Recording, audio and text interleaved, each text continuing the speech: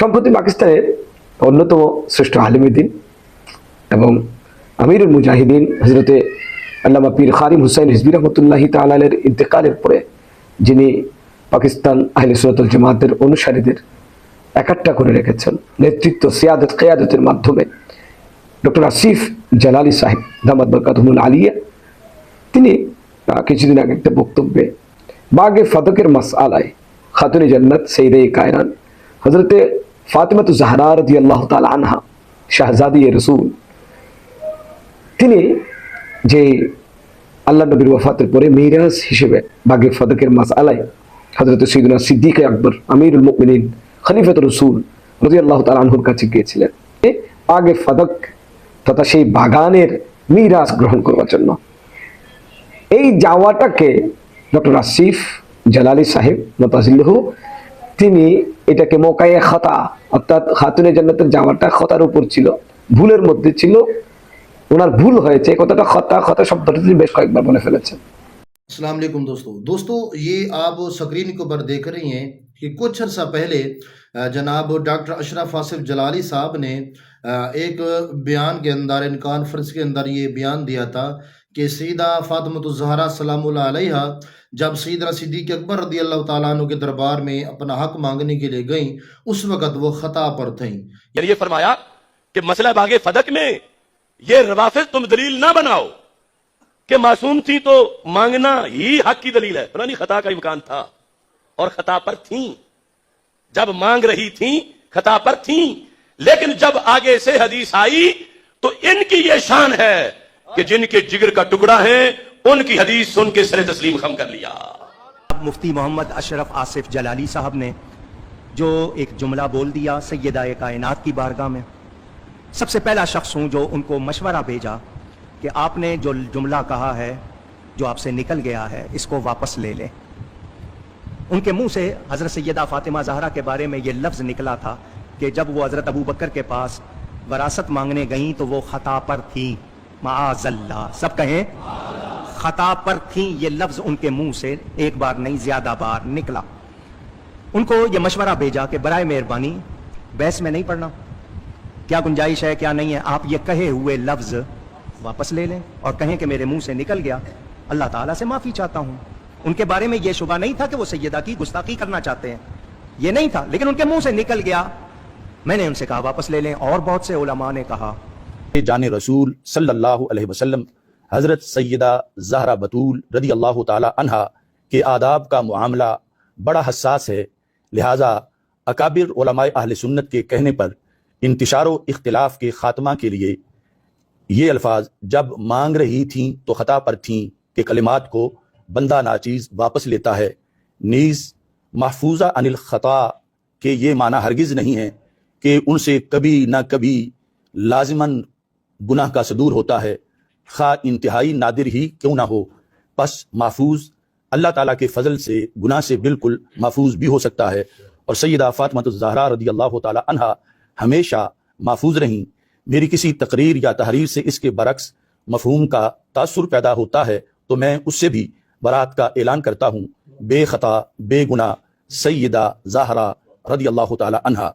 अलबत्ता बाज़ अकाबिर से ख़ताए इज्तिहादी मनकूल है और वो महफूज होने के मुनाफी नहीं है।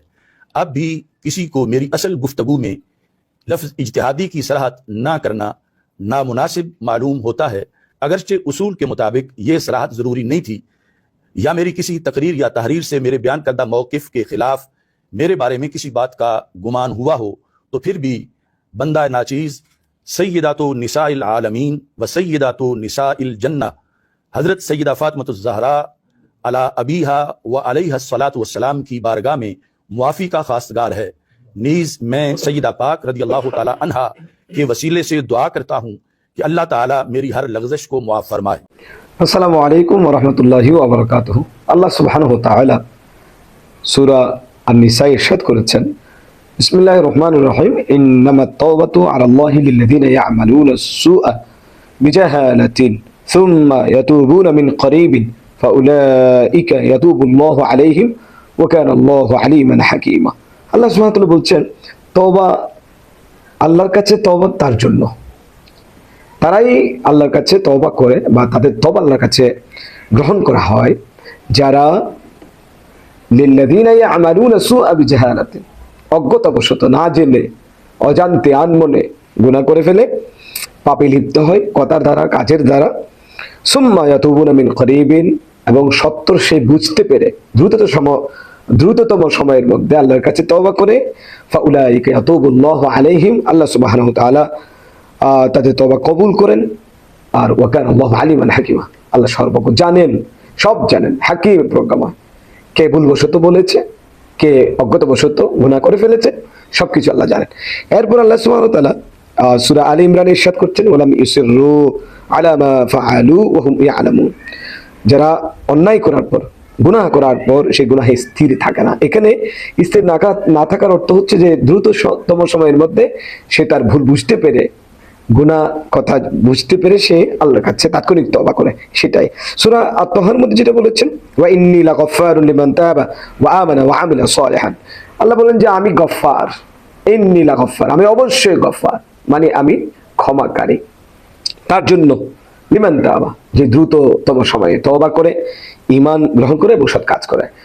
এই তিনটি আয়াতে কারিমায় যে বিষয়টি একেবারে পরিষ্কারভাবে ফুটে উঠেছে তা হচ্ছে গুনাহ মানুষ করবে, ভুল মানুষের হবে, অন্যায় মানুষ করবে, কিন্তু দ্রুততম সময়ে সত্তর তওবা করা, এটাও মানুষের চরিত্র, এটাও মুমিনের চরিত্র, ইনসানের চরিত্র। অতএব দ্রুততম সময়ের মধ্যে নিজের ভুল বুঝতে পারা এটা বিরাট বিষয়। আল্লাহ পাক যার তাকদীরে সত্তর তওবা রেখেছেন তিনি বড়ই ভাগ্যবান। সম্প্রতি পাকিস্তানের অন্যতম শ্রেষ্ঠ আলিমুদ্দিন এবং আমিরুল মুজাহিদিন হযরতে আল্লামা পীর খারিম হুসাইন রিজভী রাহমাতুল্লাহি তাআলা আলাইহির ইন্তেকালের পরে, যিনি পাকিস্তান আহলে সুন্নাত ওয়াল জামাতের অনুসারীদের একাট্টা করে রেখেছেন নেতৃত্ব, সিয়াদত, কিয়াদতের মাধ্যমে, ডক্টর আসিফ জালালি সাহেব দামাত বরকাতুহুল আলিয়া, তিনি কিছুদিন আগে একটা বক্তব্যে বাগে ফাদকের মাসআলায় খাতুনে জান্নাত সাইয়্যিদে কায়নাত হযরতে ফাতিমাতুজ জাহরা রাদিয়াল্লাহু তাআলা আনহা, শাহজাদি রাসূল, তিনি যে আল্লাহ নবীর ওয়াফাতের পরে মিরাস হিসেবে বাগে ফাদকের মাসআলায় হযরতে সাইয়্যিদুনা সিদ্দিক আকবর আমিরুল মুমিনিন খলিফাতুর রাসূল রাদিয়াল্লাহু তাআলা আনহুর কাছে গিয়েছিলেন এবং সেখানে বাগে ফাদক নিয়ে কথা বলেছেন। তখন হযরতে সিদ্দিক আকবর রাদিয়াল্লাহু তাআলা তাকে লম্বা আলোচনা ছিল, যে বুঝাতে সক্ষম হয়েছেন যে নবীদের কোনো মিরাস থাকে না, নবীগণ মিরাস রেখে যান না। হাদিসে পাকে ইরশাদ হয়েছে, আল্লাহ নবী বলেছেন, লা নুরাসু মা তারাকনা সাদাকাতুন, আমাদের কোনো মিরাস হয় না, আমরা নবীরা কোনো মিরাস রেখে যাই না, যা রেখে যায় তা সদকা হিসেবে আল্লাহর পথে দান হয়ে যায় বা সদকা হিসেবে আল্লাহর পথে চলে যায়। আল্লাহর হাবিব একটা দিনার দিরহাম রেখে যাননি। হাদিসে এসেছে, বুখারী শরীফের বর্ণনা, মা তারাকান নবী সাল্লাল্লাহু আলাইহি ওয়াসাল্লাম দিরহামান ওয়ালা দিনারান ওয়ালা শাইয়ান, আল্লাহ নবী না দিরহাম রেখেছেন, না দিনার রেখেছেন, না কিছুই রেখেছেন, সামান্য কিছু আশরাফি ছিল। হযরতে সাইয়্যিদাতুনা আয়েশা সিদ্দিকা রাদিয়াল্লাহু তাআলা আনহা উম্মুল মুমিনিনকে বলেছেন যে আয়েশা এগুলো সদকা করে দাও। তিনি অন্য ব্যস্ততায় ভুলে গিয়েছিলেন। আল্লাহ নবী আবার জিজ্ঞেস করেছেন যে তুমি কি ও সামান্য কিছু আশরাফি ছিল সেগুলোকে সদকা করে দিয়েছো? তিনি বলেছেন, ইয়া রাসূলুল্লাহ আমি ভুলে গিয়েছি। তখন আল্লাহ নবী নিজেই সদকা করে দিয়েছেন। এক কথায় নবীগণ কোনো মিরাজ রেখে যান না। এই কথা যখন হযরতে আবু বকর সিদ্দিক খাতুনে জান্নাত রাদিয়াল্লাহু আনহাকে বুঝাতে সক্ষম হয়েছে, তখন তিনি অতটুকুতেই চলে এসেছেন। তা আল্লাহর নবী তো কোনো মিরাজ রেখে যান নাই, মিরাজ নবীদের হয় না, এই সংবাদটা হযরত খাতুনে জান্নাত ফাতিমাতুজ জাহরা রাদিয়াল্লাহু তাআলা আনহার কাছে ক্লিয়ার ছিল না। তিনি গিয়েছেন সিদ্দিক আকবর রাদিয়াল্লাহু তাআলা আনহুর কাছে আগে ফাদক তথা সেই বাগানের মিরাজ গ্রহণ করবার জন্য।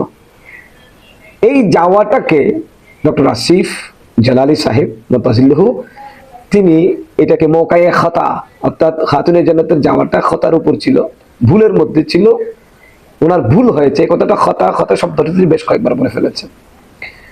তো এই যে আহলে বাইত আতহার এবং সাহাবায়ে ইকরাম, ওনাদের বিষয়ে মাসালা কি, আহলে সুন্নাত ওয়াল জামাতের আকীদা হলো ইসমতে আম্বিয়া তথা নবীগণ যে মাসুম, ওনারা যে সর্বপ্রকার গুনাহ থেকে, দুষ্ত্রুটি থেকে মুক্ত, এটা সাব্যস্ত। কিন্তু অন্যান্য সাহাবায়ে ইকরাম, আউলিয়া ইকরাম, আহলে বাইত আতহার, ওনাদের ব্যাপারে আকীদা হলো তারা মাহফুজ, আল্লাহ তাদেরকে হেফাজত করেছেন, করতে থাকবেন। এখন কথা হলো ইমকানে খতা তথা গুনাহ হওয়ার পসিবিলিটি, এটা নবীগণ ছাড়া বাকি সকলের জন্য সাব্যস্ত। কিন্তু একটা মাসআলা মনে রাখবেন, উকু এ খতা আহলে বাইত আতহার সাহাবায়ে কেরামের ক্ষেত্রে, ওলিদের ক্ষেত্রে তারা ইমকানে খতা সাব্যস্ত হলেও তাদের জন্য কিন্তু উকু এ খতা, গুনাতে লিপ্ত হয়ে যাওয়া, গুনার মধ্যে পতিত হয়ে যাওয়া, কোরআন সুন্নাহর খেলাফ একটা সুন্নাহ যদি তারা তরক্কারি হয় তাহলে সেটা তাদের শানে যায় না। এজন্য তাদের ক্ষেত্রে উকু এ খতা তত গুনাহে লিপ্ত হওয়ার মাসআলার দিকে আগানো যাবে না, যদি বা ইমকানে খতা সাব্যস্ত। তারা মাসুম নন, মাহফুজ, আল্লাহ তাদেরকে হিফাজত করে ফেলেছেন। ইমকানে খতা সাব্যস্ত হতে পারে, কিন্তু উকু এ খতা তত গুনাতে লিপ্ত হয়ে যাওয়াটা সাব্যস্ত করা যাবে না। এই বিষয়তে উলামায়ে পাকিস্তান আহলে সুন্নাত ওয়াল জামাতের ডক্টর কওকাব নুরানি সহ আর অনেকে এটা সমালোচনা করেছেন। পরবর্তীতে তিনি বুঝতে পেরেছেন, তিনি উলামায়ে আহলে সুন্নাহ পাকিস্তানের বড় বড় আকাবির আলেমদেরকে মুফতি মুনিবুর রহমান সাহেব মুতাজিল্লাহু, সৈয়দ মুজাফফর শাহ মুতাজিল্লাহু সহ আকাবিরিনে আহলে সুন্নাত ওয়াল জামাত সবাইকে ডেকে এনে এই বিষয়ে তিনি তার বিবৃতি দিয়েছেন। তিনি বলেছেন, আমি খতায়ে ইজতিহাদির কথা বলেছি। খতায়ে ইজতিহাদির কথা সাহাবায়ে কেরামের ক্ষেত্রে, নবীর আহলে বাইতের ক্ষেত্রে, পরিবারের ক্ষেত্রে, উম্মাহাতুল মুমিনিন এবং নবীর পরিবারের সদস্য আহলুল কাসা যারা, মাওলানা আলী শের খুদা, খাতুনে জান্নাত হাসনাইন করিমাইন, সমস্ত সাহাবায়ে কেরাম, খুলাফায়ে রাশিদিন, ওনাদের ক্ষেত্রে ইমকানে খতা বলা হলেও উকু এ খতার কথা বলা যাবে না। এই মাসালা থেকে আমরা আল্লাহর নবীর কোন সাহাবীকে গুনাহগার বলতে পারি না, অপরাধী বলতে পারি না। আল্লাহ নবীর পরিবারের সদস্য, নবীজির ঈন হায়াতে যারা আল্লাহ নবীর পরিবার ছিলেন, উম্মাহাতুল মুমিনিন, আহলে বাইত আতহার, ওনাদের কাউকে আমরা উকু এ খতা তথা গুনাহে লিপ্ত হওয়ার কথা বলতে পারি না। এই কারণেই উনি পরবর্তীতে এটা এসে বিস্তারিত বিবৃতি দিয়েছেন এবং তিনি বলেছেন খতা শব্দটা খাতুনে জান্নাতের শানে যায় না, তাই তিনি সে উদ্ধৃত করেছেন এবং আল্লাহর কাছে তিনি তওবা করেছেন। এটাই আমার কাছে বেশি ভালো লেগেছে যে উলামায়ে আহলে সুন্নাত ওয়াল জামাত সবসময় হকের উপর থাকেন, সত্যের উপর থাকেন। ভুল ওনারাই করবেন, ভুলের উপর ওনারা স্থির থাকবেন না, ফিরে আসবেন, তওবা করবেন, রজাত করবেন। এটাই হচ্ছে হকের আলামত, হকের দলিল। আল্লাহ পাক সুবহানাহু ওয়া তাআলা আমাদেরকে এইভাবেই হকের উপর থাকার তৌফিক দান করুন, আমিন। ওয়া মা আলাইনা ইল্লাল বালাগ। আসসালামু আলাইকুম ওয়া রাহমাতুল্লাহ।